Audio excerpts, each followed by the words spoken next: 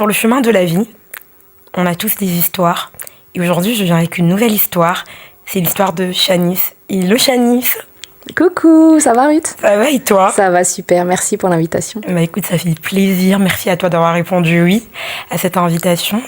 Alors Shanice, moi je te connais un peu, mais il y a des personnes qui te découvrent peut-être que pour la première fois. C'est vrai. Dis-nous, qui est Shanice aujourd'hui?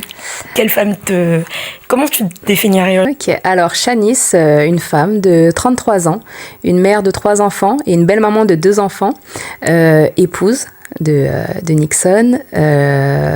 Et puis voilà, je travaille dans la protection de l'enfance. Et voilà, je sers le Seigneur avec mon mari dans le ministère du chant. Et voilà, je vais à l'église La Belle-Aumière, à Pierrelet. Je sers également dans mon église. En tant que chantre? Également, oui. Ok, oui. Trop bien. Ok. Et voilà. Ok, Shanice, dis-nous, quel genre de petite fille t'étais? Aujourd'hui, qu'est-ce que tu te définirais? Est-ce que t'étais un peu... comment t'étais calme? Non, j'étais sage. Franchement, d'après ma maman, j'étais très sage. Très coquette. Très coquette. Déjà petite? Oui, j'adorais la danse. Vraiment. Donc, j'étais une petite danseuse, très proche de ma maman et de ma famille. Et t'as fait quoi comme danse? Alors, je faisais de la dancehall. Je faisais de la danse traditionnelle aux Antilles qui s'appelle le Gros-Ka. Le Gros-Ka? Oui. Et j'ai aussi fait, plus grande, du dombolo. Stylé. Donc, j'ai un peu tout fait, hip-hop, etc. Et donc, j'étais vraiment passionnée de danse. Donc, vraiment depuis toute petite jusqu'à mon adolescence, ouais, je faisais de la danse. Aujourd'hui, Shanice, beaucoup te connaissent au nom de Cha, l'artiste, aux côtés de ton mari, Nixon. Mais derrière ça, il y a Shanice, la femme, Shanice, l'épouse, Shanice qui a été adolescente, Shanice, la jeune fille aussi qui a été... et aujourd'hui, on vient parler de ton histoire. Une histoire qui est la tienne aujourd'hui et qui fait aujourd'hui la femme que tu es, tout simplement. On parle de restauration, mais ça a commencé quelque part. Dis-nous, Shanice, raconte-nous qu'est-ce qui s'est passé, comment tu as vécu ta jeunesse, ton adolescence. Vas-y, raconte-nous, on veut juste savoir. On va commencer par la jeunesse, du coup. Moi, j'étais une petite fille qui a grandi sans son papa à ses côtés. Déjà, donc j'étais avec ma maman, très entourée aussi par ma famille, très, très aimée. Mais voilà, j'avais pas mon papa à mes côtés. Depuis petite? Oui, il est parti j'avais 2 ans et demi, 3 ans. Donc voilà, j'ai vraiment grandi sans sa présence à mes côtés. Donc les années passent et c'est vrai que j'ai développé, je pense, une dépendance affective vers l'adolescence. Inconsciemment, oui. Parce que malgré le fait que j'avais des nouvelles de mon papa, on pouvait savoir au téléphone, mais le fait de ne pas l'avoir à côté, je pense que ça a développé un manque d'affection d'un père, tout simplement. Et en fait, en grandissant, c'est des choses que j'ai peut-être cherchées ailleurs, que ce soit auprès des hommes, que ce soit dans les amusements avec les copines, les sorties, les soirées, etc., pour justement en fait pallier à ce manque. Et donc j'étais quand même une petite fille joyeuse. Comme j'ai dit, j'aimais beaucoup la danse, j'aimais beaucoup les copines. J'étais très joyeuse, très solaire. Malgré ça. T'as des frères et sœurs? J'ai un frère, mais on a 18 ans d'écart. Ah oui. Donc, voilà. Il est né, j'étais déjà grande, voilà. Mais voilà, une très bonne relation avec aussi mon petit frère qui a 15 ans aujourd'hui. Et, mais voilà, sinon, j'ai vraiment passé la majeure partie de mon enfance avec ma mère. Seule et du coup en grandissant j'ai développé une dépendance affective, ce qui fait que ça m'a amené à faire des choix dans la vie peut-être qui n'étaient pas conscients mais qui ont impacté mes relations tout simplement parce que être dépendante affective c'est aussi accepter parfois que on te fasse du mal sans en être consciente ou en l'étant tout simplement mais en l'acceptant parce que t'as peut-être pas confiance en toi, tu manques d'estime pour toi-même et tu crois que le fait juste d'avoir cette présence masculine auprès de toi, ça te suffit alors que cette présence masculine parfois va te faire du mal, va jouer avec toi, va te rabaisser, mais malgré ça tu vas rester, tu vas persister parce que tu as aussi cette peur de l'abandon, cette peur de la solitude et je pense que ça a été mon cas. Okay. Et ça a amené à faire des choix dans ma vie où je sais que c'était pas ce que le Seigneur avait prévu pour moi, mais inconsciemment, de par mes traumatismes, de par mes blessures, ça a engendré que voilà, j'ai répété des schémas en fait, et avec des blessures qui ont fait que voilà, j'ai ensuite cherché le Seigneur de toutes mes forces. Okay. Et c'est à ce moment-là où vraiment j'ai été guérie de ça et j'ai pu avancer. Comment tu as vu? Oui. C'est pour ça que j'hésitais à continuer, à poursuivre. Je me suis dit, j'attends l'autre question pour pouvoir aller sur l'autre thème. Tu nous parles des choix. Donc tu as fait des choix dans ta jeunesse qui... c'était des choix dans des relations amoureuses ou même amicales? Non, plus amoureuses, parce que les relations amicales, ça se passait plutôt bien. Okay. Non, ça allait. À ce niveau-là, c'était plus les relations amoureuses parce que c'était l'homme, en fait. Parce que les relations amicales, j'étais plus avec les filles. Ça restait des amitiés. Donc, s'il n'y avait pas tant de cette dépendance-là, et puis j'étais pas forcément dépendante. Il faille à tout prix que cette amie reste à mes côtés. Non, j'étais pas possessive en amitié. J'avais des amis, j'avais des meilleurs amis, mais c'était fluide, quoi. Ça allait. Ça allait. C'était plus les relations amoureuses où là, parce qu'il y a de l'affection, il y a plus de choses qui font que tu t'accroches et tu as ce besoin, parce que le fait de pas avoir ton papa à tes côtés, ça a remplacé un peu cette figure paternelle, tu vois. Okay. Donc c'est pour ça que c'était plus axé sur les relations amoureuses. Pendant ces relations-là, comment tu as su que tu savais que tu étais consciente que tu étais dans la dépendance affective, ou tu subissais un peu inconsciemment? Je pense inconsciemment, c'est après, parce que je connaissais pas Christ en plus, donc j'avais pas forcément la base de ces valeurs, parce que moi j'ai grandi en fait un peu comme dans les coutumes un peu antillaises, quoi. Donc oui, on était croyants, catholiques, on allait à la messe de temps en temps. Voilà, on avait quand même ces valeurs chrétiennes, mais j'ai pas rencontré j'ai pas fait une rencontre personnelle avec le Seigneur, donc c'était plus en mode on a l'habitude, chez nous aux Antilles ça se passe la plupart du temps comme ça, on va à la messe, on prie, on sait que Dieu existe, on sait qu'il est là, mais je n'ai pas fait une rencontre personnelle au point de me dire que là je ressens quelque chose, tu vois. Donc toutes ces choses-là se sont passées sans vraiment que je rencontre le Seigneur. Donc en fait, ces choix ont été faits et inconsciemment je vivais tout ça seule, on va dire, quoi, parce que j'avais pas de repères et j'avais pas ce truc en moi qui me faisait prendre les bons chemins. Voilà. Du coup, ça fait que cette dépendance affective t'a ramené dans des relations toxiques. Exactement, relations toxiques qui ont fait que on pouvait me tromper, on pouvait je pouvais subir des violences psychologiques, physiques ou autres. Mais tu restais. Je restais. Ou même si des fois je partais, je revenais. Parce que il y avait ce truc-là qui, à chaque fois, non, peur d'être seule. Je vais pas trouver mieux. Ouais, ou je vais pas trouver mieux. Surtout que j'ai eu des enfants aussi. Donc même quand tu es dans ce genre de relation et que tu as des enfants, tu peux facilement penser non, personne ne voudra de moi avec des enfants, donc autant rester là, autant subir. Et en fait, là encore, je n'avais pas Christ dans ma vie, donc en fait, toutes ces choses, je les vivais inconsciemment en me disant mais tu souffrais. Je souffrais, bien sûr, bien sûr. T'en parlais? J'en parlais très peu, c'est-à-dire que moi, comme j'ai dit, je suis très solaire, très joviale, donc c'est-à-dire que je pouvais vivre le pire à la maison. Mais à l'extérieur, au travail, mes collègues ne se douteraient jamais de rien, en fait, parce que j'étais toujours en train de blaguer, toujours en train de rigoler, toujours en train de limite moi-même, faire rire les autres, aider les autres peut-être dans leur bad mood, mais moi, ça allait pas, mais malgré ça, en fait, ça se voyait jamais. Donc, en fait, la seule personne qui me connaît beaucoup, c'est ma maman. Donc, du coup, il y a que ma mère qui pouvait me dire, là, je sens que... Mais à elle, tu lui en parlais, elle savait? Je lui en parlais, oui, je lui en parlais. Après, c'est une maman qui a toujours été là pour moi. Vraiment toujours été là pour moi. Et ma mère a rencontré Christ avant moi. Donc, au moment où j'étais dans ces relations, elle faisait son rôle à me parler du Seigneur, bien évidemment. Mais à ce moment-là, j'étais pas trop réceptive parce que, j'étais dans mes trucs. Je vivais ma vie. Et puis, des fois, ça allait. Donc...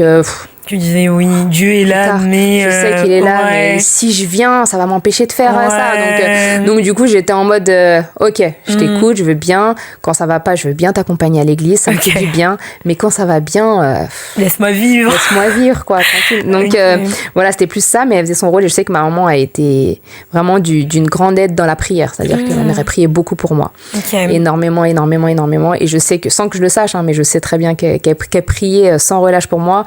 Et je pense que ça aussi, ça a été déclencheur pour la suite. Mais oui, je lui en parlais, mais après, voilà. Ça reste une maman. Et je pense que tant qu'on n'a pas le déclic nous-mêmes, c'est ça. Toute la terre entière peut te parler, te mettre des ultimatums, te renier, tout ce que tu veux. Mais en fait, ça changera rien tant que toi, tu n'as pas le déclic, tant que toi, tu n'as pas le déclic tout simplement, ou ce ressenti à stop, faut que je dise stop, ça marchera pas. Et moi, il a fallu que j'ai ce déclic pour dire stop. Et aussi, le Seigneur m'a aidée parce que aussi, le Seigneur m'attendait aussi dans ça. Il m'attendait à... vas-y, quand est-ce que tu arrives, ma belle? Je t'attends, je suis là. Mes bras sont ouverts. Mes bras sont ouverts, j'attends juste que tu m'appelles. Parce que le Seigneur ne force pas. Il c'est un gentleman. Exactement. Donc du coup, il m'attendait là aussi. Donc ma mère pouvait prier. Mais elle te forçait pas, ta mère. Elle me forçait pas. Non, elle me proposait toujours. Vraiment, et puis ça a même des fois créé des conflits. Parce que tu sais, en tant que maman, moi aujourd'hui, je suis mère d'enfant. Je sais que demain, si ma fille est dans ce genre de relation... je peux même demain me fâcher avec elle si elle y reste, parce que je sais que sa vie en dépend, quoi, tu vois. Donc en tant que maman, je comprends aujourd'hui, mais je sais que le Seigneur m'attendait. Et il fallait que moi-même je prenne cette décision, que je fasse le pas, et personne d'autre à ma place, quoi. Donc voilà. Et avant l'émission, on échangeait, et tu m'as dit quelque chose, c'est que en 2018, il y a justement eu ce déclic. Ce déclic, oui. Mais ça a été un processus vraiment pour expliquer ce qui s'est réellement passé et comment ce déclic est venu par ta maman, ou c'est vraiment... Explique-nous tout. De 2018 à... En 2018, j'ai fait la prière du salut. Voilà. Je me suis avancée, j'ai dit au Seigneur... C'était quand, une conférence C'était une conférence. C'était à l'église ICC en plus, à Saint-Marie. Et c'était une conférence, il y avait le pasteur Grégory Toussaint qui était venu. D'accord. Et c'est ce jour-là où vraiment j'ai accepté le Seigneur dans ma vie. C'était de moi-même. C'était vraiment, j'étais partie avec ma mère, certes, mais c'était de moi-même. Mais comme j'ai dit, il a fallu un processus. C'est-à-dire que j'ai dit oui, mais quand je suis rentrée, c'est pas...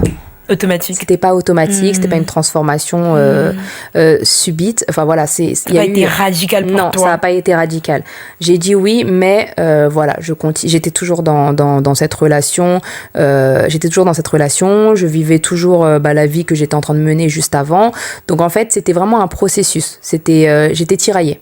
On va dire. J'étais tiraillée entre le oui que je venais de dire, et en même temps ma vie qui parfois était agréable, tu vois, et les choses que je ne voulais peut-être pas laisser, tu vois. Donc c'était vraiment un processus, et c'est parce qu'il y a eu quand même un laps de temps avant que je dise oui au Seigneur en passant par les eaux du baptême. À ce moment-là, il y a eu vraiment un processus.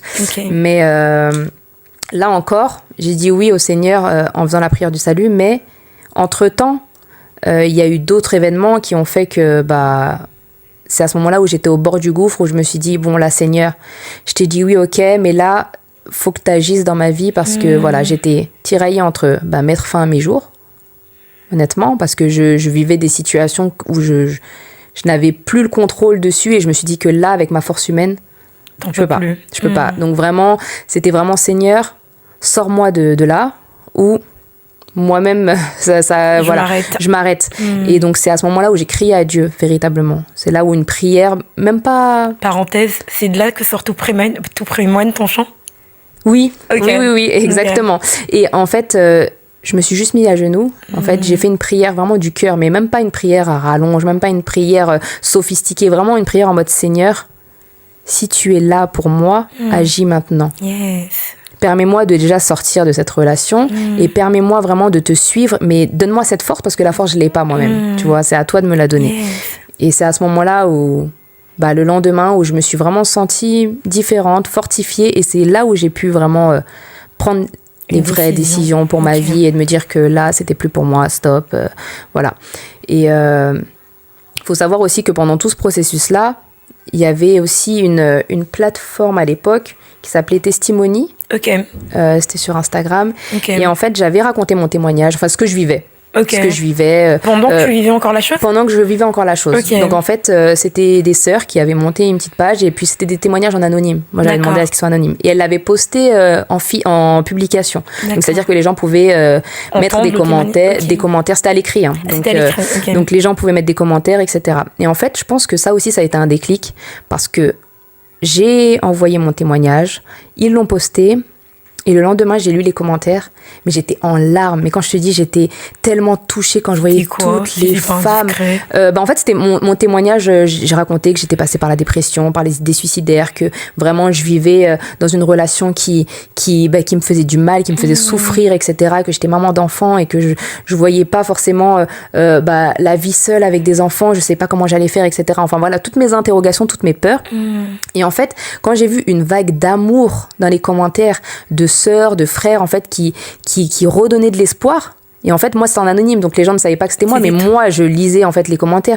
Et en fait toutes ces choses, après avoir fait cette prière au Seigneur de Seigneur sors-moi de là et donne-moi la force, d'avoir fait aussi ce processus de parler de mon témoignage et de voir tous ces commentaires, en fait tout ça a été des déclics pour moi de me dire que en fait, il y a encore de l'espoir et le Seigneur agit et il va pas me laisser tomber, tu vois. Mais rien que tout ça, en fait, c'était une vague d'amour, peut-être d'amour que je ressentais plus finalement, tu vois, et que je l'ai reçu là comme ça par des inconnus, en fait, par des personnes qui m'ont donné la force, qui m'ont aidé, qui m'ont encouragé, qui m'ont donné du love, tout simplement. En fait, tout ça, ça m'a touchée. Et même ça m'a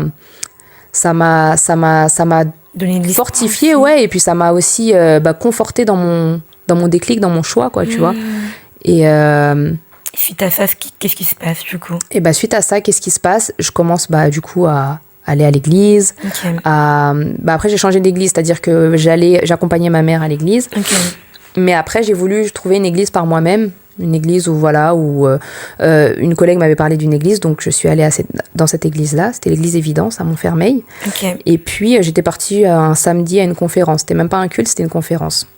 Et le jour où je vais à la conférence, tout se passe bien, franchement je passe un super moment et je dis demain je reviens au culte parce que j'ai apprécié le moment. Et au culte pareil, je sens que ma place est là, quoi, en fait, et que le Seigneur me parle même dans les prédications, dans tout ce qui se dit, dans tout comment tout se passe, en fait. J'ai l'impression que c'est une évidence. Et église évidence en plus. Quel jeu de mots sans faire exprès.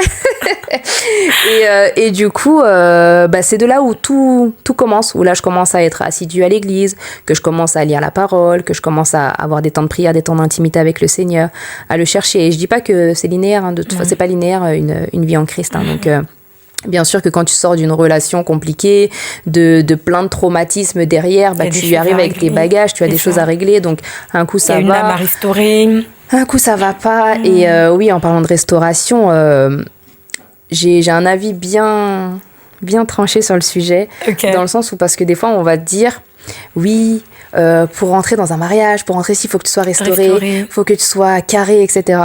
Moi je suis pas d'accord avec ça, dans le sens où on n'est jamais vraiment restauré. Jamais vraiment, dans le sens où, oui, le Seigneur nous guérit de nos blessures, etc. Mais plus la vie va avancer, que ce soit en Christ, enfin surtout en Christ même, tu vas rencontrer des situations qui vont parfois te faire penser à des choses. C'est vrai. Moi, ça m'est déjà arrivé, encore aujourd'hui, d'avoir une crainte de quelque chose qui va peut-être me faire penser à quand mon père est parti, quand j'avais 3 ans. En fait, mais c'est après, qu'est-ce que j'en fais ? C'est ça, en fait. De cette information dans ma tête, qu'est-ce que j'en fais ? Est-ce que je fais comme avant ? Je me déprime, j'ai des idées noires, ça va pas, enfin voilà, je perds espoir. Ou est-ce que je dis Seigneur, je me lève et là je prie et je me dis Seigneur, enlève toutes ces mauvaises herbes de mon esprit et change ça, tu vois.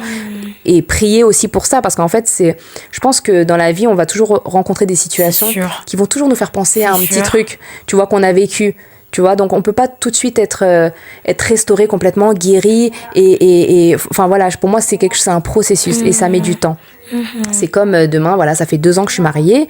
Je vais pas forcément être à la bonne place pour donner des conseils sur le mariage, parce que voilà, j'ai aussi encore à apprendre. Le mariage c'est une aventure de tous les jours, tu en apprends tous les jours et en fait je pense que jusqu'à la mort en vrai, parce que vraiment c'est tout le temps, tu vas toujours rencontrer des situations nouvelles, en fait. Donc, je pense que tu apprendras et tu vas réagir d'une autre manière. Et après, avec ta maturité spirituelle, finalement, il y a des choses que tu vas plus prêter attention alors qu'avant, ça te touchait. Donc, en fait, c'est tout un truc.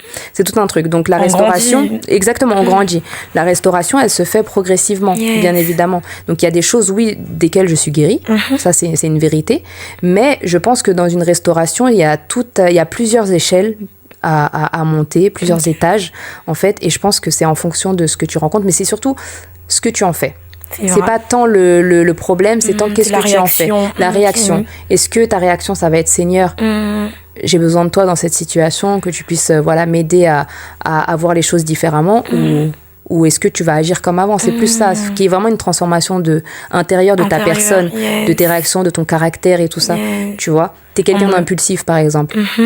Là, demain, tu vas peut-être avoir un petit truc, mais est-ce que tu vas savoir, non, là, faut pas que je réagisse parce que mais voilà. C'est pas que ça va partir tout de suite. Ça va pas partir tout de suite en mode, c'est pas grave si quelqu'un, enfin voilà, je pense que c'est un processus. Après, c'est mon avis, je sais qu'il y a beaucoup de personnes qui vont penser différemment, mais moi, je veux vraiment partager ma pensée sur le sujet parce que des fois, à la jeunesse, on va prêcher des choses et qui sont, ils vont rentrer en Christ et ils vont penser que ça y est, tout disparaît et on devient une nouvelle personne. Oui, on devient une nouvelle personne. Toutes choses anciennes sont passées, toutes choses deviennent nouvelles, certes, mais il y a aussi ce processus où il y a ce travail à faire sur ton caractère, la mort à soi, tout simplement. Et ça aussi, c'est un combat de tous les jours. Vraiment. Il y a des choses à traiter. Oui. Parce que des fois, l'ennemi va faire exprès de mettre des choses sur ta route pour voir ta réaction. Et c'est pour ça que j'ai dit, en fait, les choses vont arriver, mais c'est toi, en fait, qu'est-ce que tu en fais, tu vois, c'est comment tu gères la chose, tu vois, et c'est très important de mettre un accent là-dessus parce que pour moi, c'est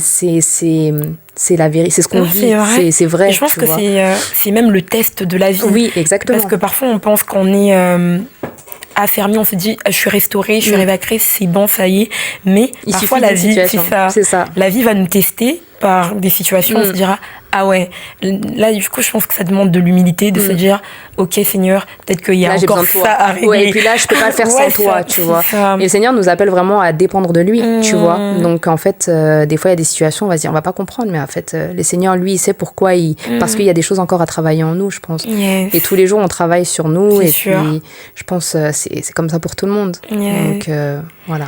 Donc on arrive à la restauration, comment dire, t'as ton déclic en 2018 et tu rentres dans ce processus de restauration où simplement t'as vécu des choses, relations toxiques et dépendance affective, tu te rends compte que, ok, j'ai des choses à régler, donc tu te mets à aller à l'église, à développer ton intimité personnelle avec Dieu et jusqu'à, tu m'as dit 4 ans à peu près, c'est ça? C'est en 2022 que je me baptise. Ok. En 2022 que je me baptise, en avril 2022 exactement. Okay. Je prends mon baptême et puis là aussi le processus continue. Le processus continue, mais ma foi grandit, ma maturité spirituelle aussi grandit et puis j'avance avec le Seigneur à ce moment-là et puis c'est par la suite que je rencontre mon mari. Mais je sais pas si j'attends une question peut-être. Oui. Tu vas couper. T'inquiète. On s'est dit, bon, là, quand tu commences dans cheminement, dans la restauration, t'es séparée de ta relation toxique. Oui. Ok. Je suis séparée, oui. Séparée de la relation toxique, donc tu te retrouves maman solo. Oui. Avec 3 enfants. Oui, 3 enfants. Comment tu le vis? Comment Dieu même si tu sais que, comment dire, c'est la bonne décision, mais il y a la vérité et la réalité du quotidien. C'est ça. Comment tu le vis, toi, en tant que femme, même si t'es en Christ, tu sais que t'es plus seule, mais que t'as une force, t'as Dieu avec toi. Mais comment au quotidien tu vis cette réalité? Alors déjà, comme je voulais juste repréciser, en 2018, je dis oui au Seigneur, mais il n'y a qu'en 2021 que j'ai quitté ma relation. Ok. Donc il y a vraiment eu un processus. Quand même 3 ans après. Oui, il y a quand même eu vraiment un grand processus avant d'avoir ce déclic réel. Et après, en 2022, je me baptise. Donc oui, je me retrouve maman solo avec 3 enfants. Comment je le vis? Je suis très bien entourée. Donc je sais que c'est pas... comment dire? En fait, mon quotidien est un peu le même, finalement, selon moi. Qu'est-ce que t'entends par très entourée. Ta famille Oui, c'est-à-dire que moi, j'habitais à un endroit où ma mère habitait à 2 minutes à pied. Ah oui. Donc, j'avais mon petit frère et mes tantes aussi. Okay. C'est-à-dire, on était dans le même quartier. Ma grand-mère aussi sur Nanterre. Donc, en fait, c'est-à-dire que pour la gestion des enfants, vu que je travaille aussi à côté, j'ai pas de difficultés. Okay. Donc, en fait, mon quotidien ne change pas tant que ça, okay. Vraiment. Ne change pas tant que ça, mais c'est juste ce statut que j'ai, donc d'être seule, c'est-à-dire de rentrer seule, de m'occuper seule de mes enfants à la maison. Je prends ce statut de maman solo. Comment je le vis ?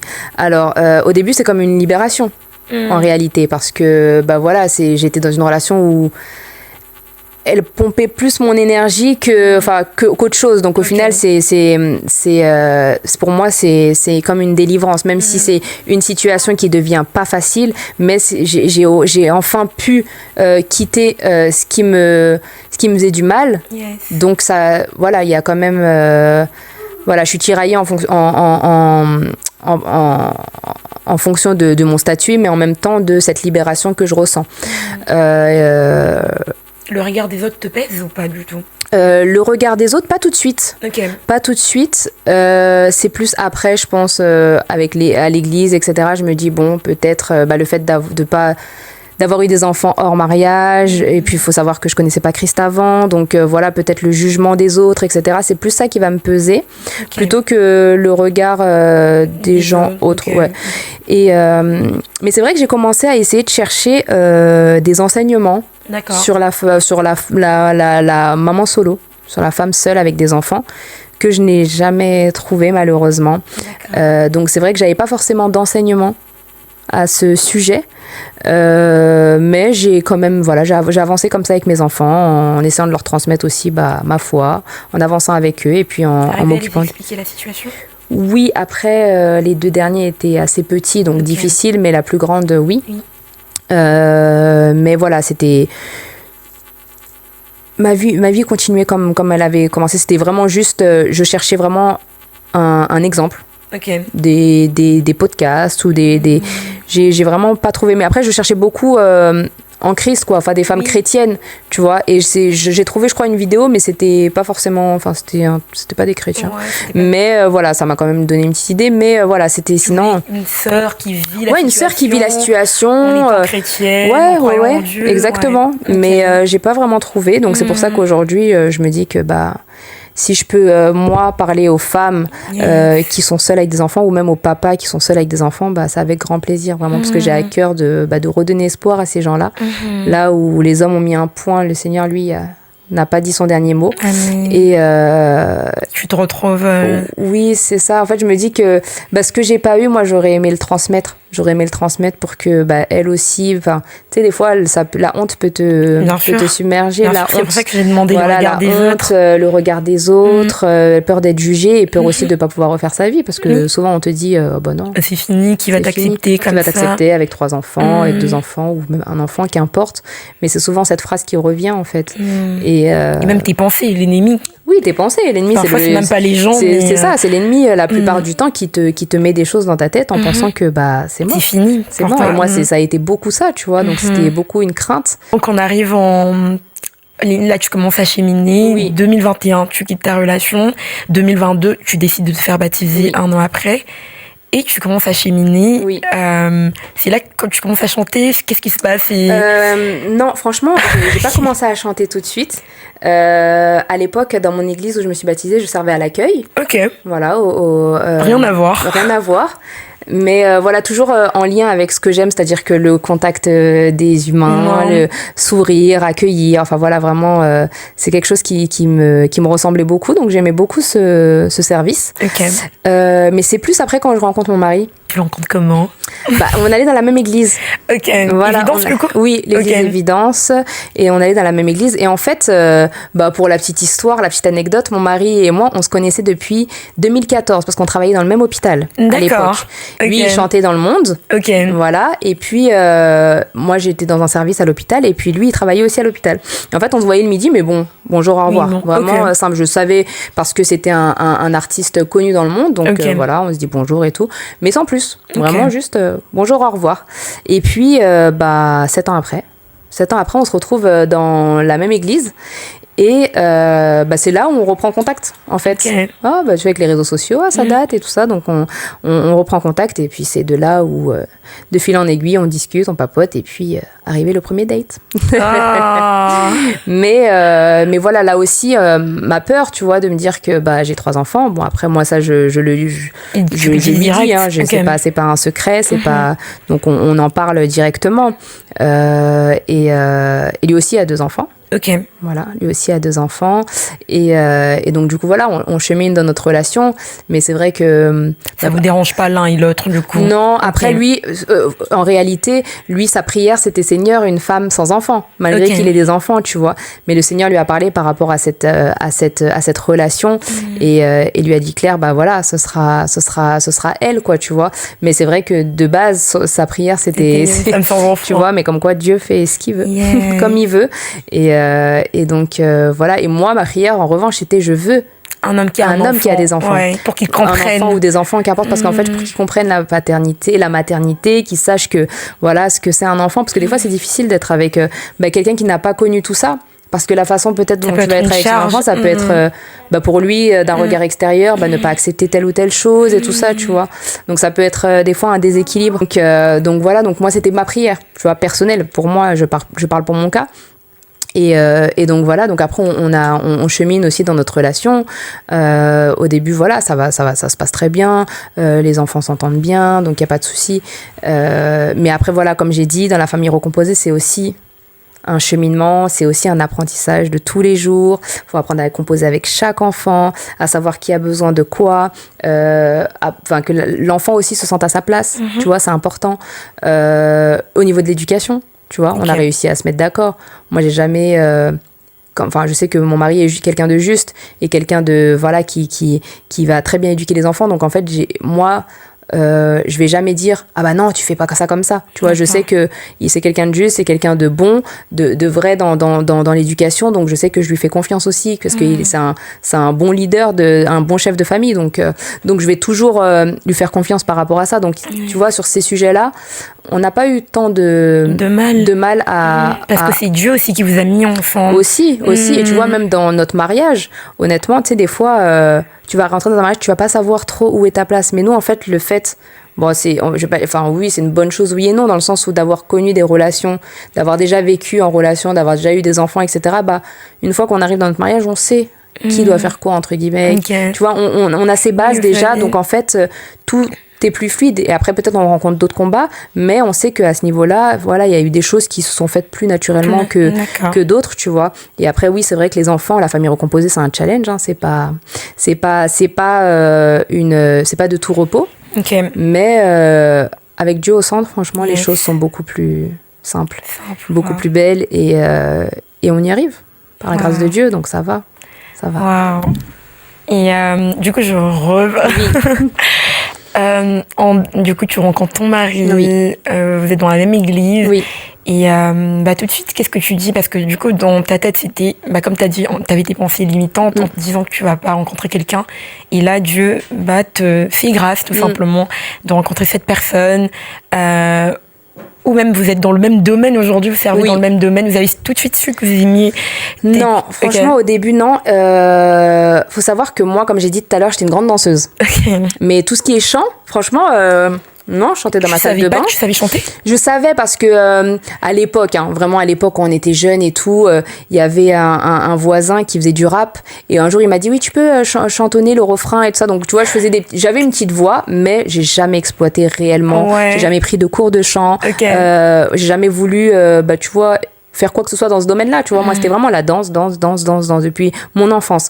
Et donc c'est plus tard, avec mon mari quand il a entendu que j'avais quand même un petit timbre, c'est lui-même qui m'a dit vas-y, il faut qu'on essaye de faire ça, on va essayer d'enregistrer ça et tout ça. Et en fait, comme j'aime dire souvent, parfois le Seigneur permet aussi des personnes à tes côtés pour que tu puisses expérimenter les dons et les talents qu'il a mis en toi, tu vois, exactement. Moi, j'avais pas forcément conscience de ce don-là, tu vois, parce que même avant de me mettre dans le chant, je cherchais des groupes de danse gospel. tu vois, pour toujours exercer ma petite passion, mais pour j'en ai trouvé un. Dance4J aussi, une petite dédicace pour ce groupe avec qui j'ai aussi pu faire des représentations, mais bon, pas très longtemps, mais vraiment une team de choc. Et pour la gloire de Dieu, franchement, je sais pas si tu connais, mais Dance4J, ICC, oui, ils dansent avec si je connais. Ok, trop bien. Mes copines, franchement, à Dance4J, voilà. Et donc du coup par la suite, c'est mon mari en fait qui m'a vraiment lancée, et comme je disais, le Seigneur aussi permet qu'on puisse avoir des personnes autour de nous qui nous encouragent aussi à développer les dons et les talents qu'il a mis en nous. Et c'est de là où le premier titre, Tout près moi, où je me suis dit on disait qu'on allait parler du témoignage tout simplement, et donc c'est de là où tout a commencé. Et puis c'est vrai que par la suite le Seigneur avait mis à cœur à mon mari déjà de travailler en binôme, et aussi de faire un album par la suite. Et donc du coup c'est de là aussi où après le C'est toi, où on a commencé à travailler ensemble. Et on s'est dit que c'était comme une évidence d'avancer dans le ministère ensemble, et de servir Dieu ensemble dans notre domaine qui est le chant, quoi. Waouh, je m'arrête là. Je me dis, on quitte une histoire chaotique, une histoire où tu n'as plus d'espoir, mais tu rencontres pas seulement Dieu. Dieu te fait rencontrer ton mari, mais te fait aussi rentrer dans ton appel. Exactement, c'est ça. Dans ton appel, parce que moi, je pensais que tu chantais même avant. Pas du tout. Donc, tu redécouvres le talent que tu avais au-dedans de toi. Oui, et que j'avais, mais que je négligeais. C'est-à-dire qu'en fait, pour moi, c'était... Incroyable. Tu vois, et c'est pas dans la danse, non, mais c'est le chant, et c'est ce que j'ai développé. Et en fait, comme tu dis, on sort d'un truc chaotique où le Seigneur... tu vois. Comme quoi, il y a toujours de l'espoir. Vraiment, toujours de l'espoir, c'est ça. Comme quoi, il y a toujours de l'espoir. Enfin, moi, ça me touche de t'entendre dire ça, vraiment. Peut-être que pour quelqu'un qui est dans une situation où t'es down, le Seigneur n'a pas dit son dernier mot. Et en fait, tu vois, ce qui est impossible aux hommes, là où les hommes te disaient, mais non, toi, personne te voudra, toi, ci, toi, ça, en fait... Et Dieu, même toi, tu te découvres. Oui, je me découvre, bien évidemment, parce que j'ai découvert aussi ce don-là. Et aussi, je me surprends aussi à évoluer aussi dans ce domaine, et puis même à être plus à l'aise dans tout ce que je fais pour le ministère, en fait. Et tout ça, je me dis que juste gloire au Seigneur, parce que vraiment, il te prend de là où tu es sorti pour te faire, en fait, briller. Et je me dis franchement, merci Seigneur, parce que... avant, j'aurais peut-être pas pu me tenir là devant toi à vraiment témoigner de la grâce de Dieu, parce que j'étais vraiment au plus bas, et je me suis dit non, mais je pourrais pas. Enfin, j'étais limite honteuse, tu vois, de ma situation, parfois de dire oh là là, ma situation n'est pas celle que j'aurais aimé avoir, etc. Et c'était très difficile des fois à accepter, mais le Seigneur, lui, en fait. Il est merveilleux, vraiment. Il est bon en tout temps. Et son timing aussi est parfait, tu vois. Son timing est parfait, il faut lui faire confiance, parce que des fois, on a envie de faire les choses précipitamment, par nous-mêmes, par nos propres forces. Mais tu vois, regarde, j'ai essayé de quitter des relations plusieurs fois par moi-même, mais j'y suis jamais parvenue, tu vois. Mais c'est quand tu mets toute ta confiance au Seigneur, que tu t'abandonnes à lui vraiment, et que tu dis, Seigneur, là, c'est toi et personne d'autre, faut lui laisser la place, en fait. Si toi, à chaque fois, tu demandes au Seigneur, mais tu sens que t'as encore de la réticence en toi, que t'as pas totalement confiance, que, voilà, t'es encore attaché à des choses et tout ça, le Seigneur ne peut pas agir pleinement, tu vois. Et en fait, j'ai dû vraiment m'abandonner complètement, tu vois. Et comme il dit, venez à moi, vous tous qui êtes chargés, tu vois, et je vous donnerai du repos, tu vois. Donc en fait, vraiment se décharger de toutes nos chaînes, de tout ce qui nous retient captifs, tu vois. Parce que vraiment, c'est ça, hein. C'est ça, clairement, c'est les traumatismes, c'est le passé, les trucs, tu vois, que tu portes sur ton dos, mais qu'au final, si tu laisses pas tout ça, le Seigneur, il peut rien faire avec toi, tu vois. Donc vraiment, ouais. Wow, incroyable. Shanice, aujourd'hui, s'il y a une femme qui te regarde, qu'elle est maman solo, ou même des hommes, hein. Oui, parce qu'on oublie souvent les hommes, parce que voilà, on va dire que c'est une minorité entre guillemets, mais c'est vrai qu'il y a aussi beaucoup de qui souffrent, qui vont être dans cette situation et qui souffrent, qui ne savent pas comment s'y prendre. Si aujourd'hui il y a même une jeune femme ou une jeune fille, une maman, quelqu'un qui est dans une situation, soit elle est maman solo, soit elle est dans une dépendance affective, elle n'arrive pas à sortir de cette relation toxique, et elle a vraiment du mal. C'est pas qu'elle ne veut pas, mais c'est qu'elle n'y arrive pas. Et elle t'entend parler. Quels sont les mots que tu pourrais dire à du coup, j'ai deux sujets. Donc, comment t'adresserais-tu à une personne si t'avais ta sœur qui était à côté de toi, qui te disait, qui passait la même situation par laquelle tu es passée il y a quelques années, tu sais, là, qu'est-ce que Shanice aurait voulu entendre? Quels mots Shanice, à ce moment-là, quand t'as parlé de tout près, moi j'ai su ton histoire au travers de tout près moine. Oui. C'est tout près moine ou tout près moi? Tout près moi, oui. Ok. Moi je l'ai su dès que j'ai entendu pour la première fois. J'ai compris que c'était un témoignage tout de suite. En plus, je parle en créole et tout, donc t'as compris. Okay. Non, pourtant, je sais même, tu dis juillet 2021. Oui. Du coup, je sais pas, je me suis dit, c'est sûr que c'est une histoire. Et peut-être qu'il y a une femme, il y a quelqu'un, il y a un homme, une femme qui est dans une situation, que ce soit dans une dépendance affective ou qui est maman solo aujourd'hui, qui ne sait pas comment s'en sortir, qui a du mal, qui est au fond du gouffre et qui a même des pensées suicidaires. Mais aujourd'hui, qui tombe peut-être que par hasard sur cette vidéo, ou comme toi, qui cherchait une femme chrétienne, qui pourrait lui donner en espoir, fait espoir. Moi, ce que je dirais déjà, c'est que ta situation ce n'est pas une finalité. Donc là, le Seigneur n'a pas dit son dernier mot. Moi, ça va être des phrases répétées peut-être et des choses comment dire, que tout le monde a pu entendre, mais en fait, vraiment, sans le Seigneur, moi, je sais que je serais pas là à te parler aujourd'hui. Sans Christ, je ne serais pas là, honnêtement, tu vois. Donc, je sais que, si tu connais le Seigneur, vraiment t'accrocher à lui et te dire que le Seigneur n'a pas fini avec toi, mais que son timing est parfait, et croire vraiment en ses promesses et croire qu'il va changer ta situation. Si jamais tu connais pas le Seigneur, de donner ta vie au Seigneur, tout simplement parce que c'est le Seigneur qui transforme, c'est lui qui change toute situation. Regarde-moi, j'arrivais pas à quitter une relation, j'étais vraiment accrochée à mes chaînes, mais parce que j'ai crié à Dieu d'un cœur sincère, il m'a répondu en fait, et l'Éternel ne nous laisse pas tomber. Quelle que soit la situation qu'on traverse, il est là avec nous. Bien s'entourer, c'est très important aussi, d'être avec des personnes qui partagent aussi ta vision, tes valeurs et qui peuvent aussi t'élever dans ta situation. C'est très important d'être entouré, de ne pas rester seul, mais aussi de crier à Dieu, de vraiment de passer ces moments d'intimité avec lui, de le chercher davantage pour qu'il puisse vraiment être là, présent pour nous et de faire de lui vraiment notre priorité, le centre de nos vies. C'est le plus important. Et en fait, tout revient à lui, tout simplement, parce que c'est lui il est souverain, il fait toutes choses bonnes en fait, et vraiment de rester accroché à sa parole. Vraiment, il y a rien dehors. Il n'y a rien dehors. Vraiment, j'ai essayé parfois de même lâcher sa main, d'aller voir si finalement la vie n'était pas meilleure ailleurs, mais non. Non, parce que même si au début on croit que c'est bien, on a ce petit confort, on va sortir, ça va être cool et tout ça, mais je t'assure que tôt ou tard, les pensées elles reviennent, tu vois que tu sais pas pourquoi mais ça va pas, tu sens que t'es dans un mood, tu redeviens un peu comme avant, et en fait c'est un cercle vicieux. Mais vraiment c'est pour ça que j'ai essayé même de quitter la main du Seigneur, hein. Vraiment un moment où vas-y, t'en pouvais plus, je me dis je vis ma vie, finalement à quoi bon, tu vois. Mais finalement c'est pire dehors, et vraiment de rester accroché à sa parole, vraiment rester accroché à lui. Ce sera mon seul conseil vraiment, et que elle est pas seule. Elle est pas seule, regarde, moi je suis passée par là, si le Seigneur l'a fait pour moi, il peut le faire pour elle, et tout est encore possible. Et en fait l'homme dit quelque chose, mais le Seigneur lui dit autre chose, donc vraiment lui faire confiance, parce que je sais qu'on est plusieurs, hein. On a été, mais c'est juste que, comme on a dit tout à l'heure, c'est tabou, donc les gens ne vont pas forcément se montrer, en parler, en témoigner, parce que voilà, c'est comme une honte, entre guillemets. Mais c'est ta force, c'est ton témoignage. C'est ton témoignage. Moi, aujourd'hui, c'est mon témoignage, c'est ma force. C'est ce qui me permet aujourd'hui d'avancer aussi, parce que si j'étais pas passée par là, peut-être je serais pas la femme que je suis aujourd'hui, tu vois. Donc il y a un avant, un après. Et je connaissais pas Chris, malheureusement, jeune. Je l'ai connu, mais il y a un avant, il y a un après, il y a une transformation.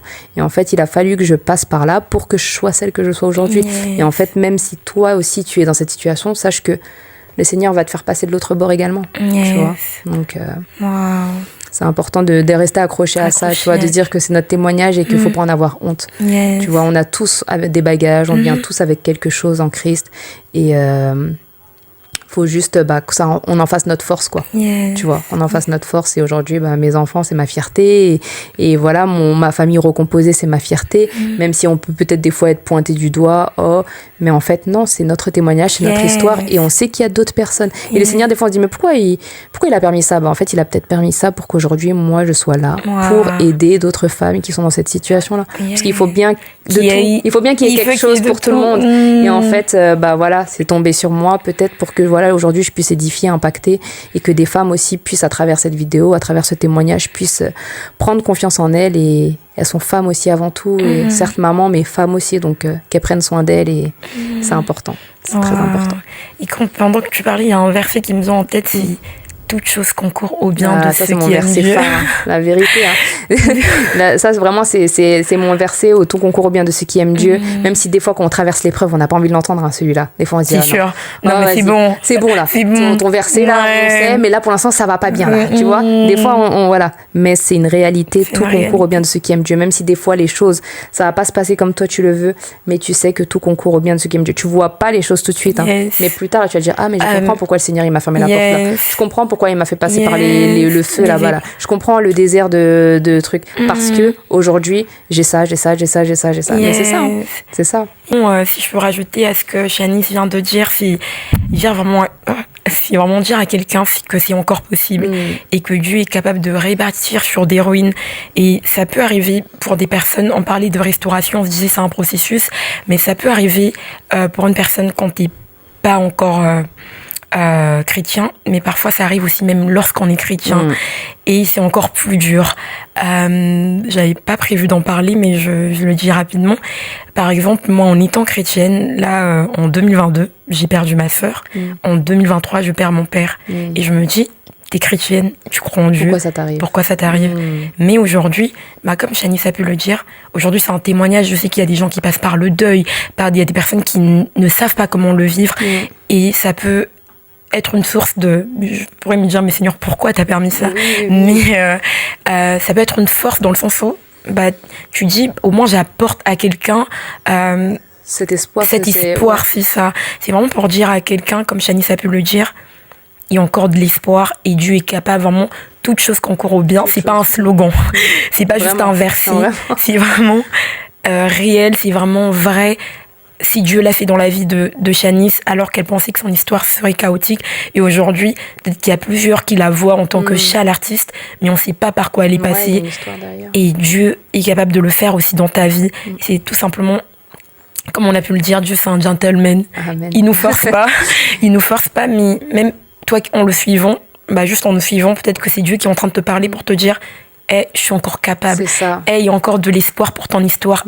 J'en ai pas encore fini avec toi. Il y a encore plus. Donc, et puis surtout, juste une petite pression, le Seigneur, il est dans les détails aussi. Il faut apprendre à l'écouter aussi et apprendre à comprendre sa volonté pour ta vie. Pour une petite anecdote, avec mon mari, quand on s'est mis ensemble, on s'est dit, mais comment on va faire?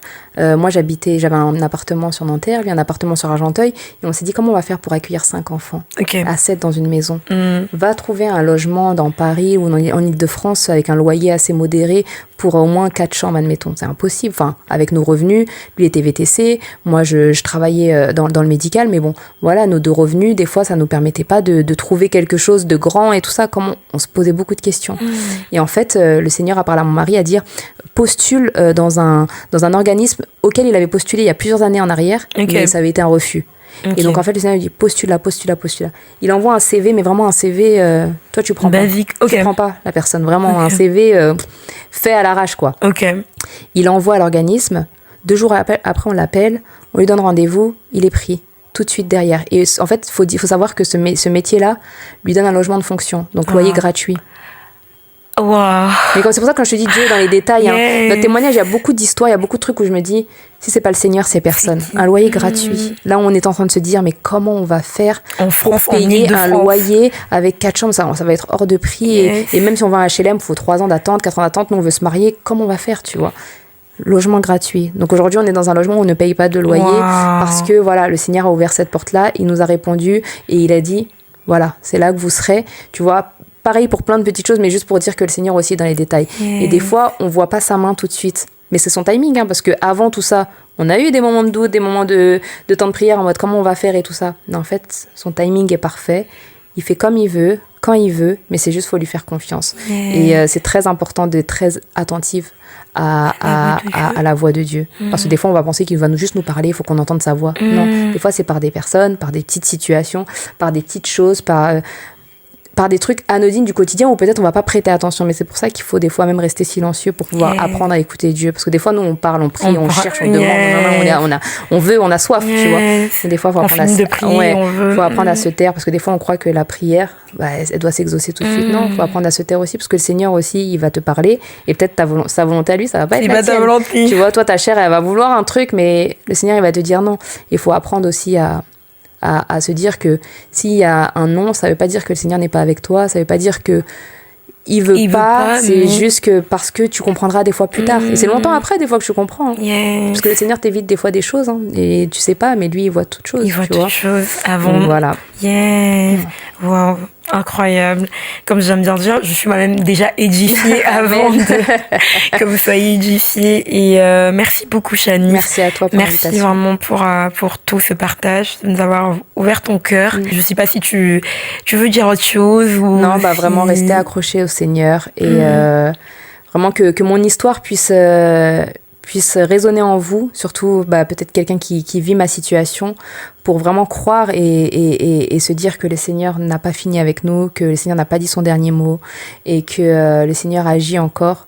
Voilà, c'est vraiment ça, mon mot d'encouragement. C'était soyez confiants, aimez le Seigneur, servez le Seigneur, et puis avancez avec lui, parce que vraiment dehors, c'est chaotique, là. C'est chaos, vraiment. C'est chaos.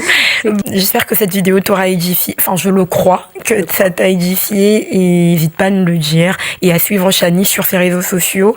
Et écouter ses chants. C'est toi, Simon Burger. Sha et Nixon sur YouTube. Voilà, vous aurez nos chants. On a un album qui s'appelle 5 parce qu'on a 5 enfants. Ah, c'est dû à ça? Oui, 5. Okay. L'album 5, c'est les 5 enfants. Okay. Et puis, on a fait une réédition Caraïbes par la suite. Ça, c'était plus pour inviter des personnes des Antilles pour un petit clin d'œil à nos origines. Okay. Donc voilà, allez écouter et puis que le Seigneur vous fasse du bien. Yes. Je vous dis à la prochaine. Bisous.